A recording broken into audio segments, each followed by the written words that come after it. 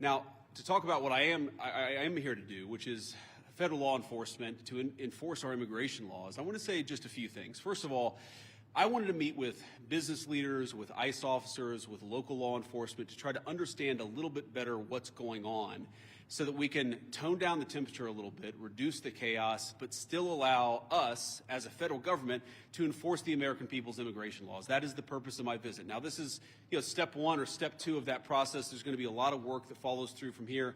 I'm happy to talk about that, but I think I learned a few things that were very important. So number one of the things I learned is that the guys behind me are doing an incredible job, and frankly, a lot of the media is lying about the job that they do every single day.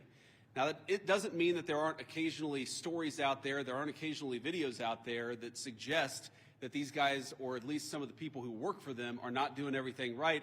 But very often, if you look at the context of what's going on, you understand that these people are under an incredible amount of duress, an incredible amount of chaos, and because of a few very far left agitators, a lot of these guys are unable to do their jobs without being harassed, without being doxxed, and sometimes without being assaulted. That's totally unacceptable.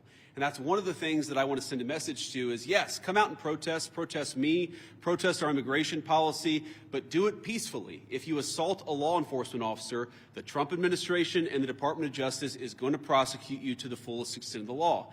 And I wanted to show some support for these guys who, frankly, are operating in a very, very tough environment. I heard a lot of stories today about that I think drives home just how chaotic the environment on the ground here has already gotten. For example, did you know that within the last, I think, week or so, maybe even more recently than that, you had a couple of ICE officers who were off duty, who had been doxxed online, who were sitting and having a meal at a restaurant in Minneapolis when a bunch of agitators showed up, locked the door, made them feel like they were in danger for their lives, and then, of course, it was federal law enforcement officers who had to come up, lower the temperature on the situation, and actually get those two off-duty officers to a point of safety.